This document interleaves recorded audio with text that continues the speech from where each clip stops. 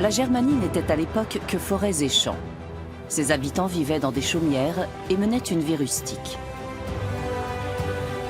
Puis les Romains arrivèrent et bâtirent des villes.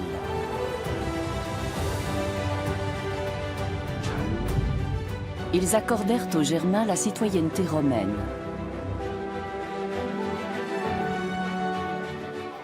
Ils leur donnèrent du travail. En un mot, ils les civilisèrent. La Germanie connut alors une ère de prospérité.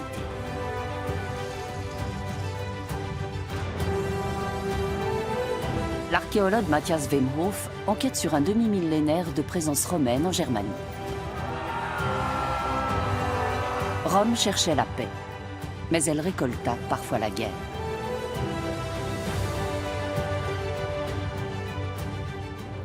Cette histoire est la nôtre. L'influence romaine se fait sentir aujourd'hui encore en France et en Allemagne.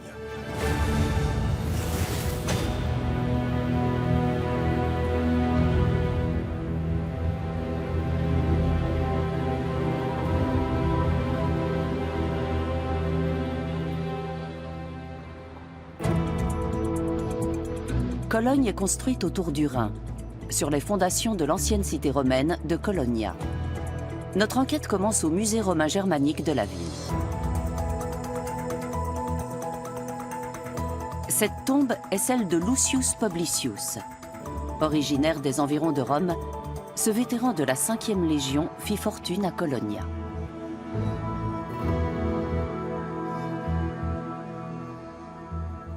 Lucius Publicius fit construire cette grande tombe pour lui et sa fille Paula. Comme lui, plus de 1000 légionnaires choisirent de prendre leur retraite à Cologne, sur le Rhin, après 25 ans de service, avec une confortable indemnité. Il y eut Titus Flavius Bassus, originaire de Roumanie, un fier cavalier qui avait combattu la révolte des tribus germaniques.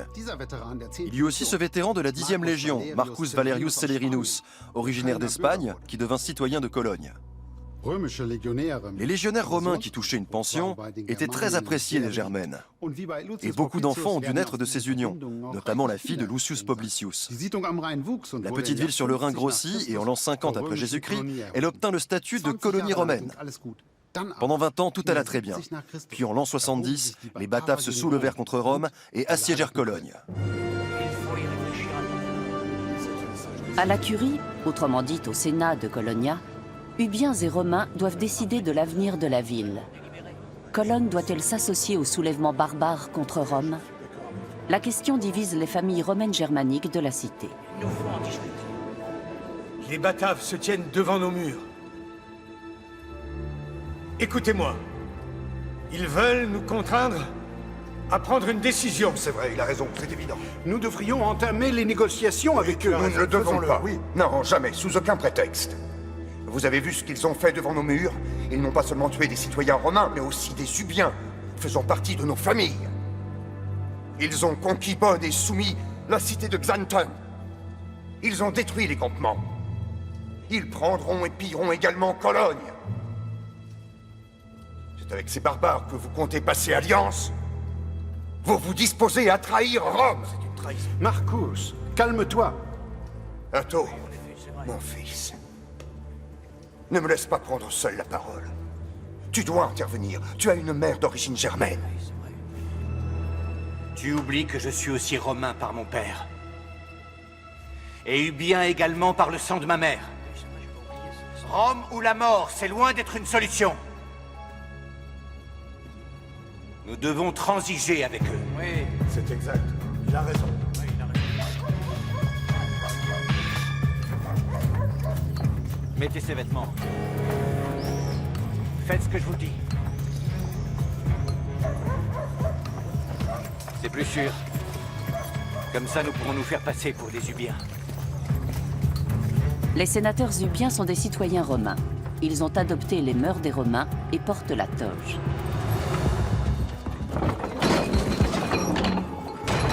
Mais dans cette situation critique, cela pourrait les desservir. Que voulez-vous?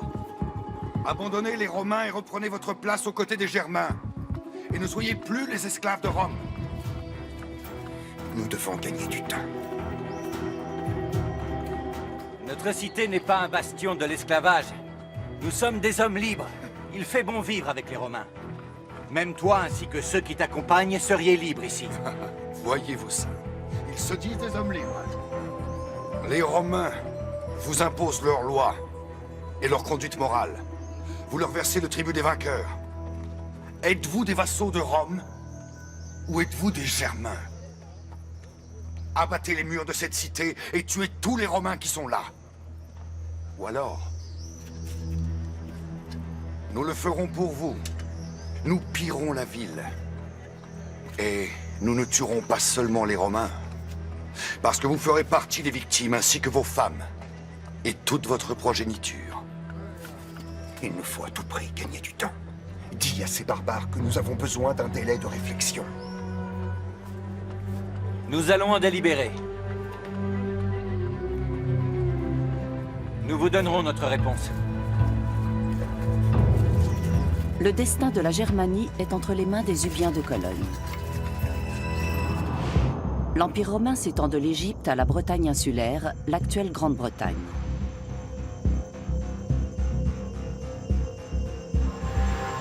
En 53 avant Jésus-Christ, Jules César annonce qu'il a conquis toute la Gaule. Il traverse même le Rhin et pénètre sur le territoire des tribus germaniques. Très vite, l'empereur Auguste déplace les Ubiens. Plus tard, la rive gauche du Rhin sera divisée en deux provinces romaines, la Germanie supérieure, qui aura Mayence pour capitale, et la Germanie inférieure, qui aura Cologne pour capitale. En 69 après Jésus-Christ, les Bataves, alliés à d'autres tribus germaniques, se soulèvent contre Rome. Les Romains parviendront-ils à se maintenir en Germanie? Tout dépendra de la position qu'adopteront les Ubiens. La cathédrale de Cologne est bâtie sur les fortifications romaines. Matthias Wemhoff nous emmène dans la salle du trésor de la cathédrale.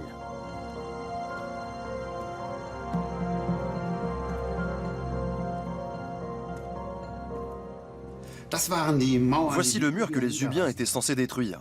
Il faisait 3 mètres d'épaisseur, 8 mètres de haut et 4 kilomètres de long. Les Bataves n'avaient donc aucune chance de le franchir tant qu'à l'intérieur de la cité, les Romains et les Ubiens restaient unis. Mais quelle était cette exigence? Tuer tous les Romains. Beaucoup de Romains avaient épousé des Ubiennes dont ils avaient eu des enfants et même des petits-enfants. Les liens étaient très forts. Les Ubiens étaient censés abandonner tout cela? Ah, pour ces Bataves, ne compte que la liberté ou la mort. Moi, je peux les comprendre. Qui n'a pas envie de liberté et de vivre selon ses propres lois? Très bien. Range-toi à leurs idées. Dans ce cas, tu peux commencer par me tuer. Parce que si tu ne le fais pas, eux n'hésiteront pas. Arto, arrête. Nous sommes très fiers d'être des Ubiens, mais nous ne voulons plus repartir vivre dans les bois. Nous devons absolument trouver une solution. Nous devons tous les massacrer. Je sais de quoi ils sont capables. Et quelles atrocités ils commettent. Des 3 légions de Varros, il n'y a pratiquement pas eu de survivants. Peu ont échappé à la mort. Dans sa jeunesse, Marcus a été l'un des nombreux légionnaires cantonnés au camp fortifié de Vetera, en Germanie inférieure.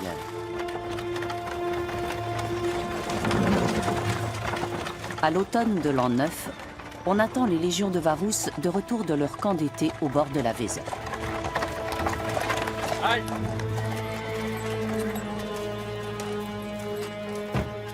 Tout semble en ordre. Un moment. La plus grande armée du monde peut se sentir en sécurité.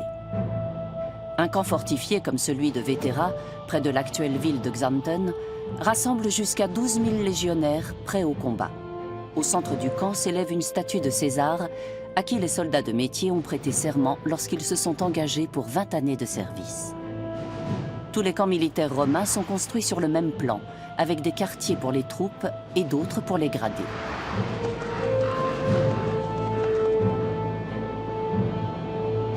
Ce sont des places fortes inexpugnables.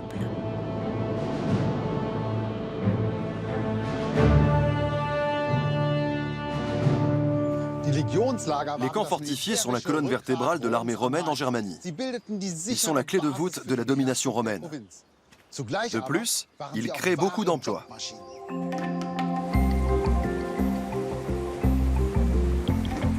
L'armée de César emploie des troupes auxiliaires germaniques. Ces troupes sont rétribuées en monnaie romaine, ce qui leur donne accès à toutes sortes de marchandises.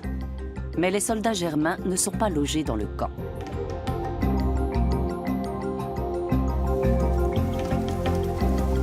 Ils s'installent donc à ses portes. Pour eux, mais aussi pour les femmes des légionnaires originaires de Germanie, on construit des maisons, des ateliers et des commerces. Certains de ces villages germaniques qui poussent aux portes des camps romains deviendront de grandes cités rhénanes. Les Germains tirent ainsi profit de la présence des troupes romaines le long du Rhin. Les paysans vendent leurs produits au marché, les artisans et les aubergistes font des affaires, d'autres Germains encore servent dans les troupes auxiliaires. Certaines tribus germaniques s'intègrent très vite au monde romain. Mais d'autres, en revanche, tentent de se soulever. La principale révolte aboutit à la fameuse bataille d'Arminius. Le retour des légions de Varus était attendu depuis longtemps. Au lieu de voir arriver 3 légions, on vit un homme revenir. Le seul survivant.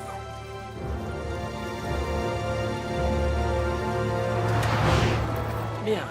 À la fin de l'été de l'an 9, Varus, général d'Auguste, traverse le territoire des Germains de l'Elbe, des Cates, des Mars, des Chérusques et d'autres tribus germaniques pour rejoindre son camp d'hiver.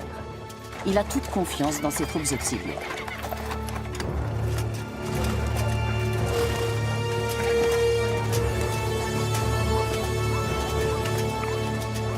Attends, camarade. Où veux-tu aller? Faire mon rapport au centurion. Les soldats de Varus. Tous morts. Tous ont été tués. Rapport à faire. Suis-moi.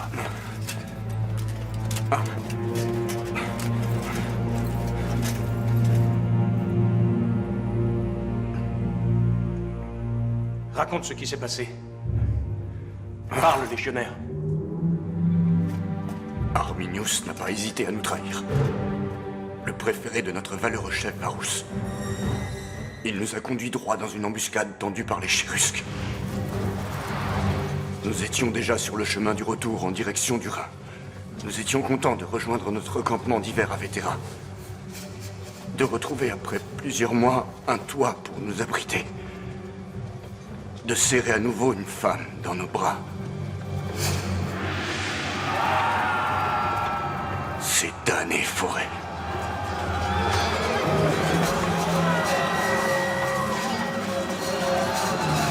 Arminius et ses Chérusques nous sont tombés dessus, venant de toutes parts. Ils nous ont fait plier sans pitié jusqu'au dernier. Tu voudrais que je croie une histoire pareille? 3 de nos plus valeureuses légions, 15 000 de nos plus expérimentés légionnaires se seraient fait massacrer par des hordes de barbares germains en guenilles? Oui, ils portaient des guenilles. Et ils étaient aussi sournois. Arminius ne connaît que trop nos techniques de combat. Il a servi assez longtemps comme officier dans les légions romaines. Il avait avec lui de nombreux Germains. Impossible de se mettre en position de combat. Il le savait. Ils étaient à 5 voire 6 Germains contre l'un d'entre nous. Ils n'ont laissé aucun survivant. Alors pourquoi n'es-tu pas mort?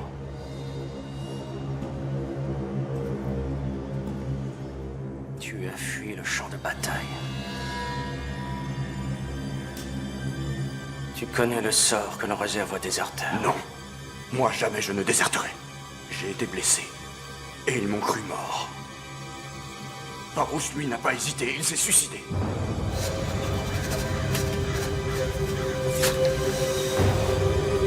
Tous les officiers ont péri avec lui.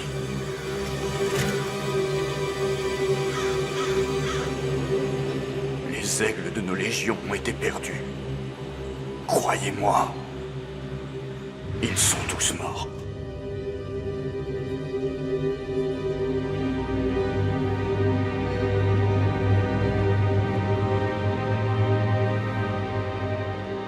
Des siècles plus tard, on fera d'Arminius, également connu sous le nom d'Hermann le Chérusque, un héros national allemand.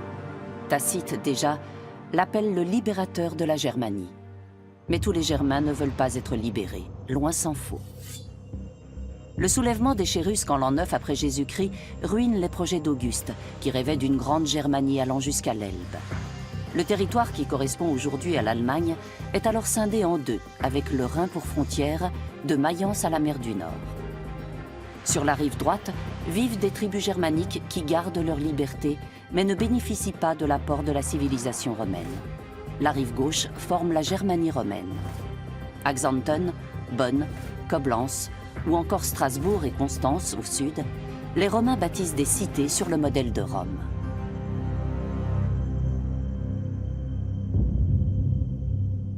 La conséquence immédiate, c'est l'abandon des camps militaires romains qui étaient installés sur la rive droite du Rhin, des villes également.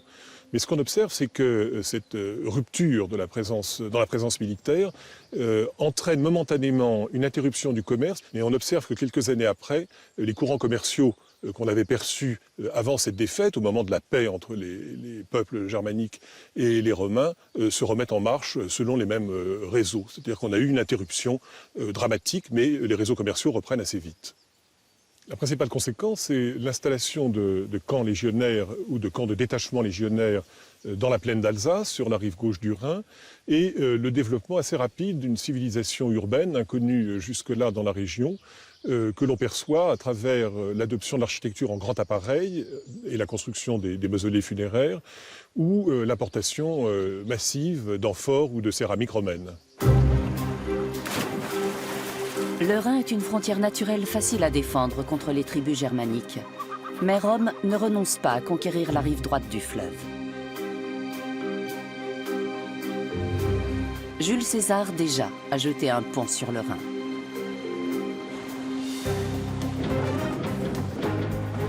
Ses ingénieurs ont fiché des poutres au fond du fleuve à l'aide d'une masse appelée mouton, placée sur un radeau.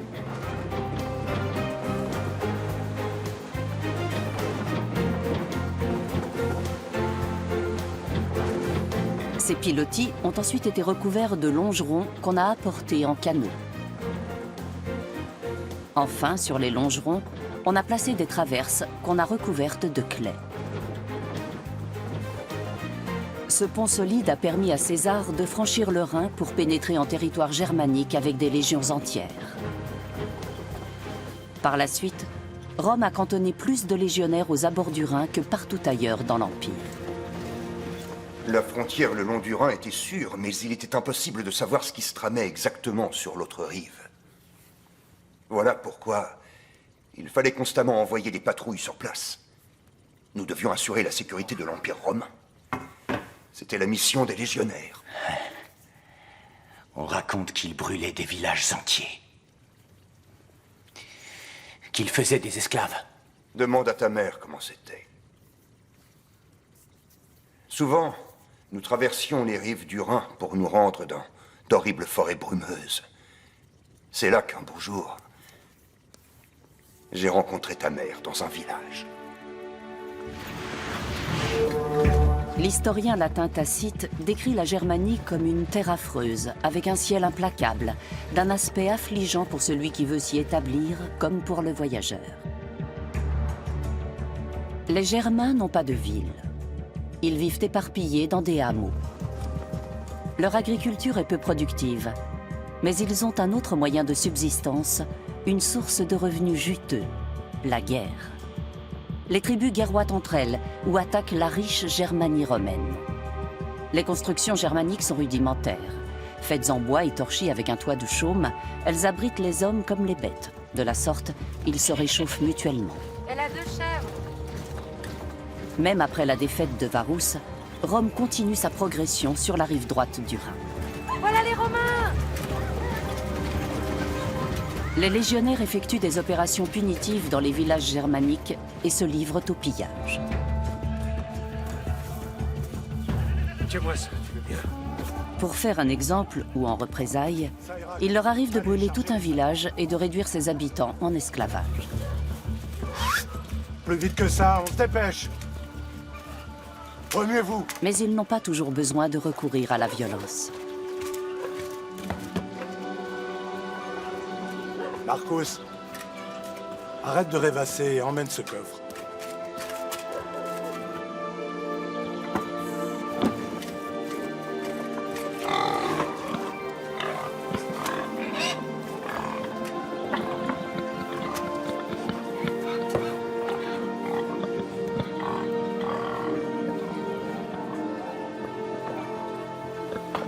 Les légionnaires ont toujours la cote auprès des Germaines. Beaucoup d'entre elles rêvent d'une vie aisée dans la riche province romaine.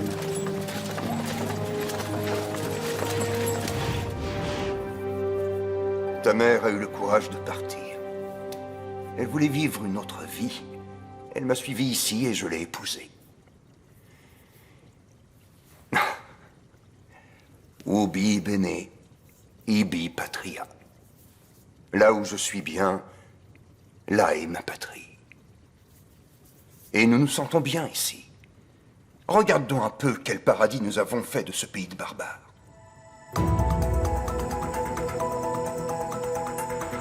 Voici ce qu'il reste de la porte nord de la cité de Colonia. Les enceintes romaines faisaient 4 km de long. Aujourd'hui, on peut encore voir des pans de murs et quelques-unes des 19 tours d'autrefois. Des barbares comme les Bataves n'avaient aucun moyen de franchir ces fortifications.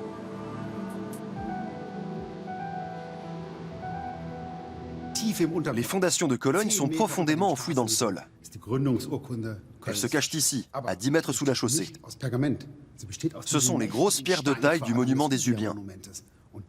Elles reposent sur des troncs de chêne, et ce sont ces chênes qui nous indiquent la date de construction de la ville. Ils ont été abattus en l'an 5 après Jésus-Christ. L'an 5, c'est donc l'année précise de la formation de cette colonie des Ubiens et des Romains. Mais ce n'est pas tout. Ce monument qui date de l'an 5 est l'édifice en pierre le plus ancien qu'on connaisse au nord des Alpes. Il a été construit par les légions romaines. C'était la tour d'angle de la colonie. Et cette colonie est devenue en quelques décennies Colonia, la plus grande ville rhénane de son temps.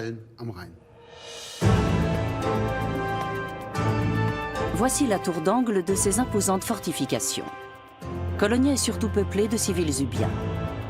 C'est une civitas, une copie miniature de Rome et son peuple, avec tous les équipements caractéristiques d'une ville romaine. Un amphithéâtre pour les jeux du cirque, des thermes pour la détente, des écoles pour l'instruction et des dizaines de temples pour les sacrifices.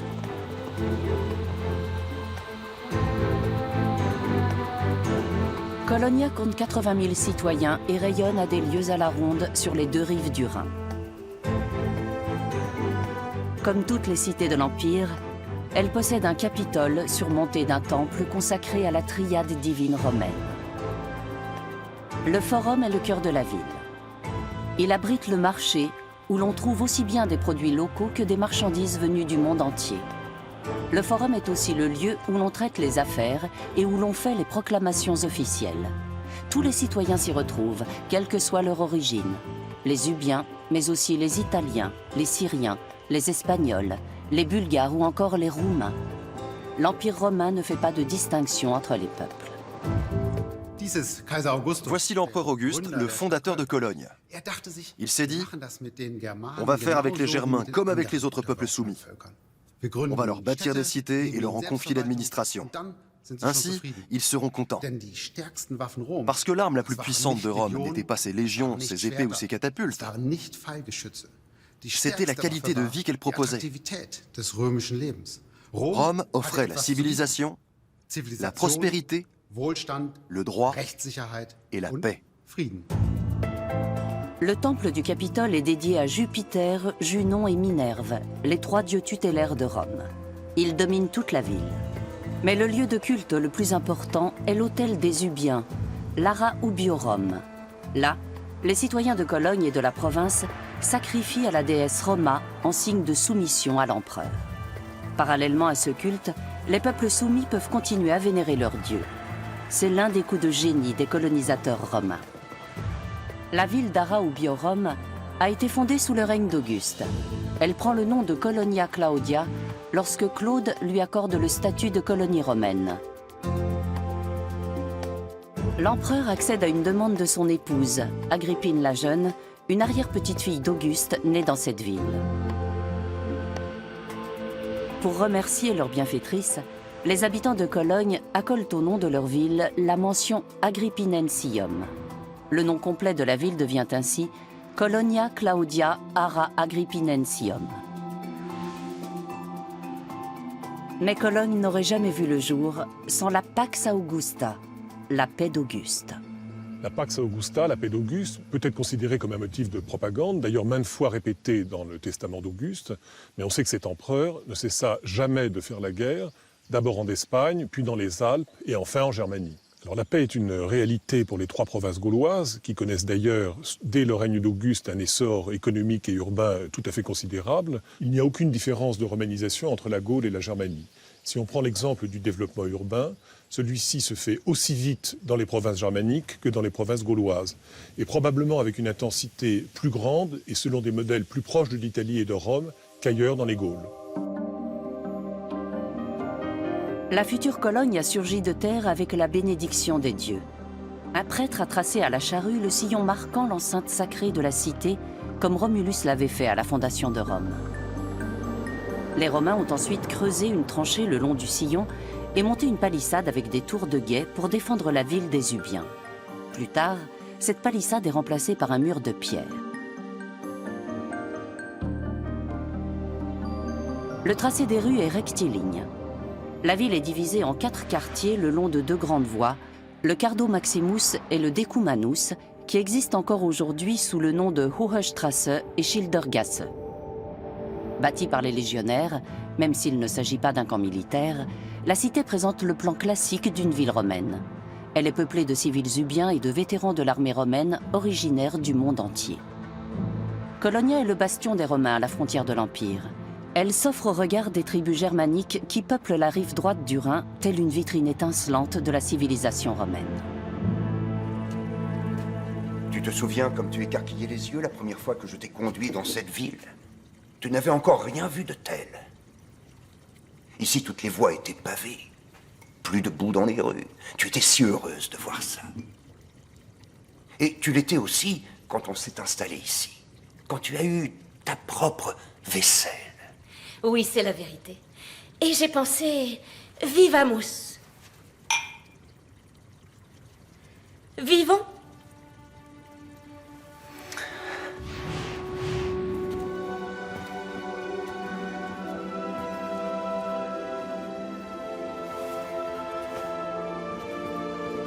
Visite, Ado. Tu es chez toi. Avec leur mobilier, leur vaisselle et leurs installations sanitaires, les villas romaines offrent un confort totalement inconnu des Germains. Tout ce luxe est relaté jusqu'au fond des forêts de Germanie et attire en ville de nombreux barbares.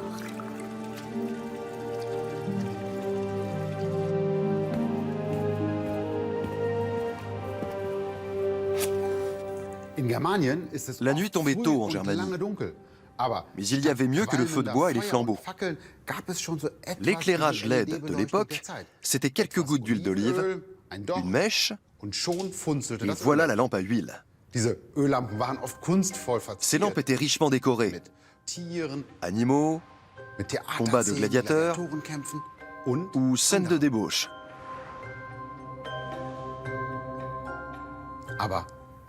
Mais concrètement, c'était quoi la civilisation romaine? Par exemple, l'eau courante chaude et froide. C'était ça le confort à la romaine. Et ce n'était pas réservé aux riches. Toutes les maisons étaient raccordées au réseau de distribution d'eau, même celles des Ubiens. Sur les places publiques, des fontaines étaient alimentées en eau potable nuit et jour. Cologne a dû attendre l'année 1872, soit 1700 ans, pour posséder à nouveau un système de distribution d'eau comparable. Il faut s'enfoncer dans les forêts de Germanie, dans le massif de l'Eifel, pour découvrir le secret de l'eau des Romains.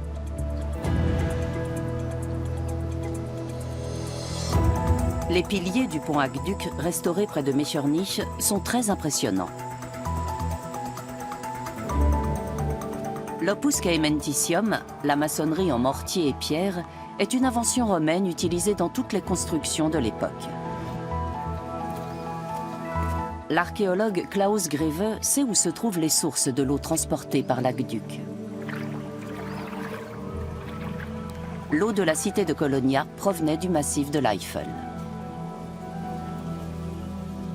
On me demande souvent pourquoi les Romains de Cologne ne puisaient pas l'eau du Rhin. La réponse est très simple. Il y avait en amont du fleuve des villes comme Mayence, Bingen ou Coblence, et ça leur déplaisait. Ils préféraient une eau de source pure, et ils l'ont trouvée dans l'Eifel. En plus, l'eau de l'Eifel était calcaire, ce qui les arrangeait parce que le calcaire se déposait dans les canalisations en plomb et empêchait ainsi l'eau d'entrer en contact avec le métal. Parce que les Romains savaient parfaitement que le plomb était toxique. À certains endroits, l'eau de source destinée à Cologne emprunte des tunnels. Au Moyen-Âge, ce tronçon était appelé la gouttière du diable. Il était réputé mener tout droit en enfer. On raconte aussi qu'à l'époque romaine, du vin coulait dans ce canal. Il ne faut pas oublier que ce sont les Romains qui ont introduit la vigne autour de la Moselle et du Rhin. Après l'Antiquité, ces canaux entartrés ont eu une seconde vie. Mais l'eau calcaire avait aussi un inconvénient, la formation d'un dépôt sur les parois du canal, exactement comme dans nos machines à café. Au Moyen-Âge, on a eu l'idée de récupérer ce dépôt. On appelait cela du marbre d'aqueduc.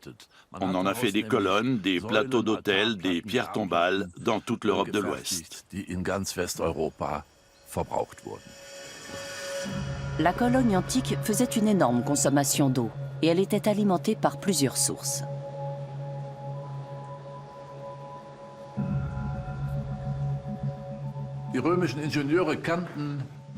Les ingénieurs romains connaissaient différentes techniques pour capter les eaux. Ils ont construit des pierrets, des dérivations, des barrages. Mais ce qu'on voit ici, c'est un captage dans la nappe phréatique. C'est une installation creusée à 3,50 m sous terre pour recueillir l'eau de la nappe phréatique. Cette installation était en mesure de fournir 5 millions de litres d'eau par jour à la ville de Cologne.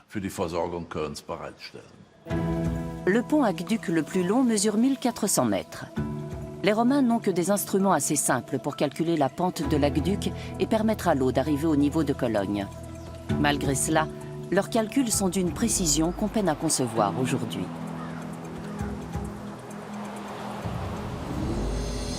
L'aqueduc de Cologne mesure près de 100 km de long. C'est le troisième plus grand aqueduc de tout l'Empire romain. Pour franchir les vallées et les montagnes, l'eau emprunte des ponts et des tunnels. Arrivé à Cologne, le canal d'eau potable en provenance des sources de l'Eifel est raccordé directement aux villas et aux édifices publics. Des centaines de fontaines publiques coulent nuit et jour pour les pauvres. Les villas sont également équipées de latrines avec chasse d'eau reliées à des réseaux d'égouts souterrains. La ville est équipée de caniveaux et de bouches d'égouts reliées à des collecteurs d'eau usée. Le monument des Ubiens fait partie de l'enceinte de la ville romaine. Vous voyez ce grand arc? Autrefois, il était ouvert pour permettre le passage des eaux vers le Rhin.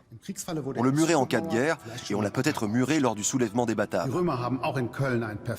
Les Romains ont construit un excellent réseau d'égouts à Cologne. 10 grands collecteurs recueillaient les eaux usées de tous les bâtiments et les rejetaient directement dans le Rhin. Là encore, il faudra attendre 1881, soit 1700 ans, pour que la ville dispose à nouveau d'un système d'égouts. Les Ubiens ont dû être très impressionnés par les réalisations des ingénieurs romains.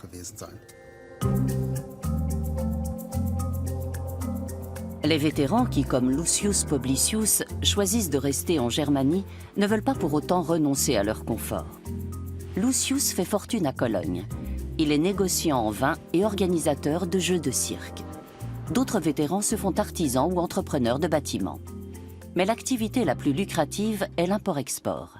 Les légionnaires achètent du vin et des olives, l'armée a besoin d'équipements et de fournitures.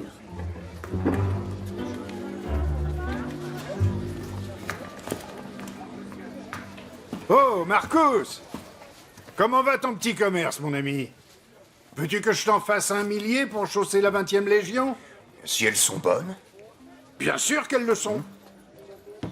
Le cloutage est mauvais. Il est trop espacé. Tu as voulu économiser du métal. Non, il est très bon. Et elles tiennent vraiment bien. Ne me raconte pas d'histoire. J'ai passé 25 ans dans la Légion. L'Empire romain repose sur la solidité de ses clous. Ils doivent supporter la chaleur implacable du désert, tout comme endurer l'humidité malsaine des marécages des forêts de Germanie. Regarde, cette paire de sandales, elle est mieux cloutée. C'est comme ça qu'elles doivent être. Plus de clous, et là, on fera affaire. Quant aux coutures, elles doivent être recouvertes. Sinon, il y aura des ampoules.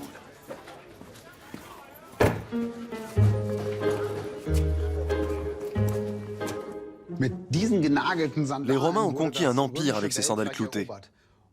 Partout où l'armée romaine est passée, les archéologues retrouvent ce type de clous.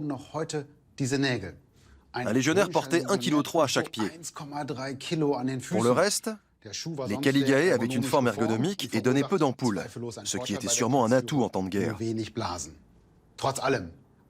Mais l'Empire romain ne reposait pas seulement sur la solidité de ses clous. Parce que les soldats n'étaient pas toujours en guerre. Ils ne gardaient pas toujours les frontières. Ils construisaient aussi des routes, des ponts, des villes. Comprenant que l'Empire ne pourrait pas être maintenu par la guerre et la violence, l'empereur Auguste fit la paix. Les cités de Germanie furent fondées pendant la Pax Augusta. La paix apporta la prospérité et le droit à tous les peuples soumis, y compris aux tribus germaniques.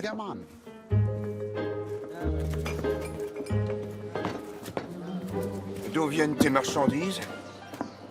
Et comment t'appelles-tu? Arminius. Je viens des bords de la Weser et des forêts toutes proches de Teutoburg. Tes peaux sont belles, mais ton nom n'est pas fait pour faire de bonnes affaires. Il évoque de mauvais souvenirs pour l'ensemble des Romains. Et quel est ton nom, Romain? Marcus. C'est un joli nom. Regarde, Marcus. C'est beau. C'est une couleur rare pour une peau d'ours. C'est vrai, on fera peut-être affaire. Très bien. Et qu'est-ce que tu caches, là? Il n'en existe presque plus. Les Romaines sont folles de ces cheveux blancs. Oh! Si elles savaient d'où elles viennent, elles le sauraient moins. Laver, sécher et tresser. Sinon, je demande une remise. Combien veux-tu pour tout ça? Une épée courte comme celle-ci, un glaive. Et, une dizaine de sévères, avec l'inscription Bibé. Mais depuis quand savez-vous lire? Et j'aimerais aussi posséder 10 de ces lampes-là. Tiens donc. C'est pour faire pénétrer davantage de lumière dans les huttes de ton campement? D'accord. Parfait. Mais pense-y. Laver, Sécher et tresser, c'est ça. oui, tresser. Si des vétérans comme Marcus font fortune à Cologne, les Ubiens ne sont pas en reste. Colonia devient la capitale de la province. Elle abrite le prétoire, le palais du gouverneur des Germanies inférieures. C'est l'édifice le plus important de la ville. De nos jours, on peut visiter ses vestiges sous terre. Le prétoire a été le siège de l'administration civile et militaire de la province de Germanie inférieure durant 4 siècles. On y a écrit des pages de l'histoire du monde. Un empereur a été assassiné à Cologne, un autre y a été proclamé. Vitellius, commandant en chef des légions du Rhin, acclamé empereur par ses hommes le 2 janvier 69. Ces légionnaires ont joué aux faiseurs de rois.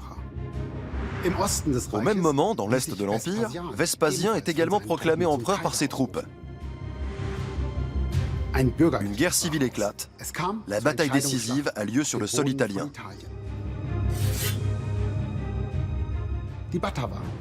Profitant du retrait des légions romaines, les Bataves, une tribu de Germanie inférieure, s'allient à d'autres tribus germaniques et se soulèvent contre Rome. Cela aurait pu être la fin de Cologne.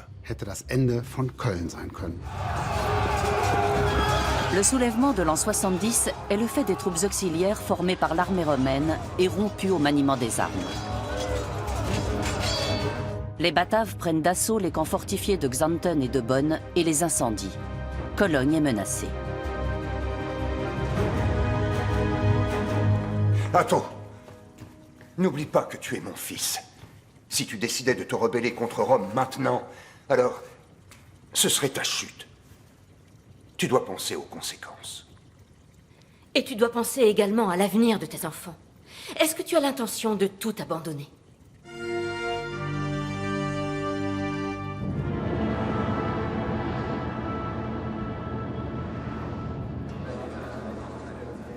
Rome et ses légions sont loin. Ils ne pourront pas nous sauver. Tout ce que nous sommes et ce que nous possédons, nous le devons à l'Empire romain. Les Bataves ne sont rien d'autre qu'une ombre du passé. Ils nous affameront et pilleront notre cité. Il faut absolument rejoindre leurs troupes. Pour qu'ils tuent les Romains les uns après les autres? C'est ça que vous envisagez? Si nous rejoignons les Bataves sans les combattre, ce sera une trahison. Ce n'est pas faux. Non seulement envers l'Empire, Je dis vrai. mais aussi envers ceux qui nous ont engendrés. Exact. Bien dit. Voulez-vous revivre comme des barbares? Mais la liberté ou la mort n'est pas l'unique solution. Nous devons trouver le moyen de les leurrer. Négocions avec eux.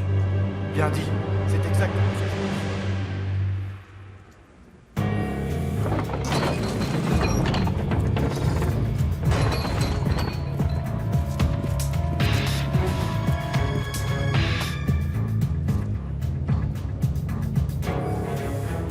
Ça y est? Vous êtes enfin mis d'accord?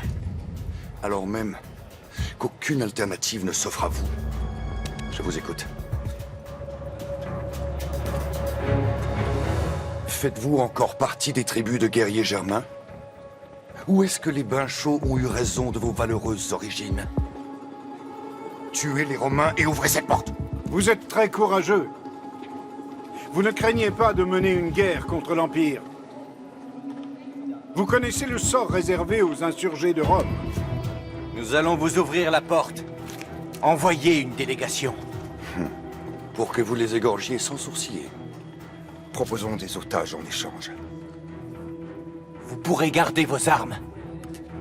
Vous aurez des otages en échange de votre venue. Nous enverrons nos fils, ainsi que nos filles.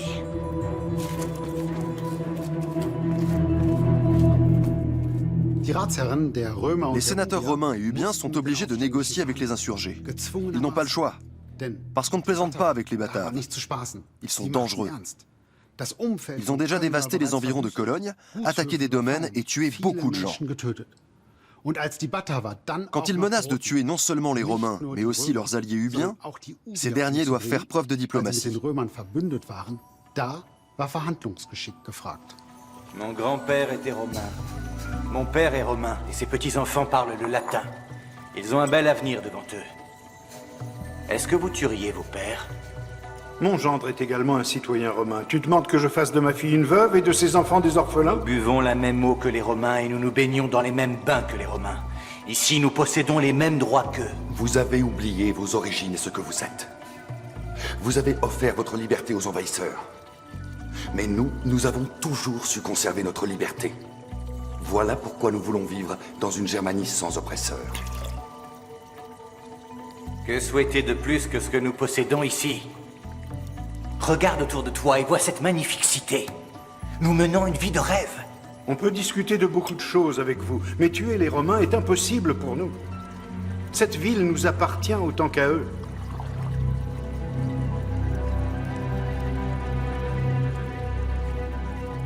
Ils finissent par trouver un accord. Cologne se soulèvera contre Rome aux côtés des Bataves. Elle leur ouvrira ses portes, à condition qu'aucun de ses citoyens ne soit tué.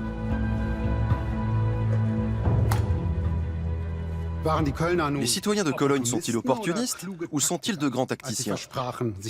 Ils promettent de rallier le soulèvement. Du point de vue romain, c'est clairement une trahison. Tout ce que Cologne possède, elle le doit aux Romains. Mais a-t-elle vraiment le choix? Les légions capables de réprimer une révolte sont très loin. En ce sens, la meilleure tactique consiste à se montrer conciliant et à s'associer aux insurgés sans faire trop de zèle. On est presque tenté de dire que les habitants de Cologne ont dès cette époque appliqué leur fameux adage « Ça finira bien par marcher quand même ».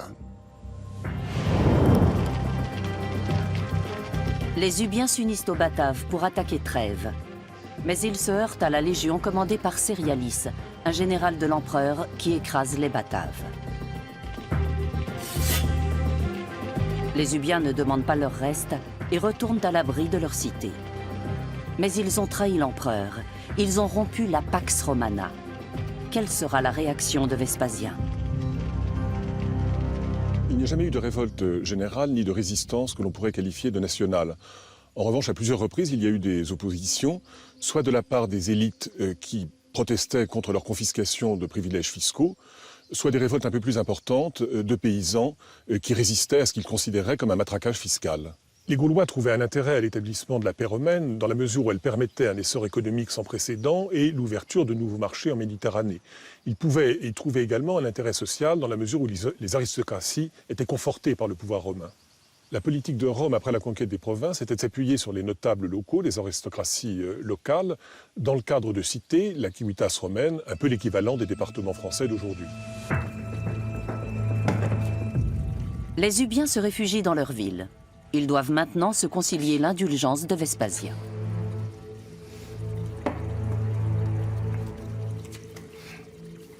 Alors, vous avez déserté leur rang? C'est bien. Disons plutôt que nous avons préféré garder nos forces. N'oublions pas que le commandant des troupes romaines a une fiancée ubienne. Elle veillera sans aucun doute à ce qu'on épargne nos valeureux guerriers.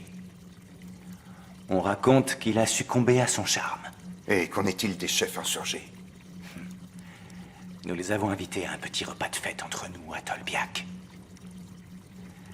Nous avons laissé couler très abondamment le vin. Nous autres Ubiens sommes également des Germains. Nous leur avons fait croire que nous avions renoncé à Rome, plutôt libres que vassals.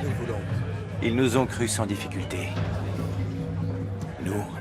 Nous avons bu plus d'eau que de vin. La nuit, nous nous sommes glissés à l'extérieur, alors que tous dormaient. Et puis, nous les avons enfermés.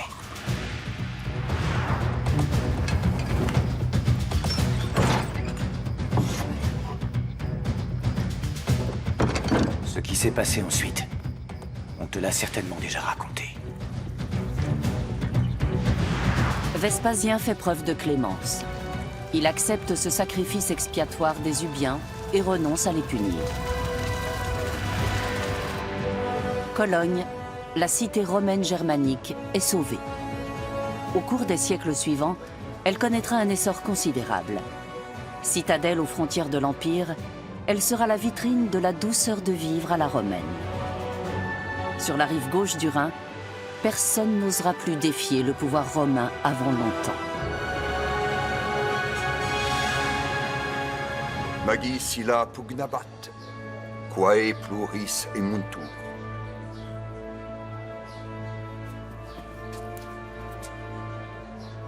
Tout ce qui est très chèrement conquis te réjouira d'autant plus.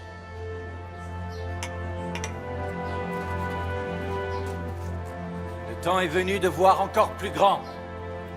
Plus bon!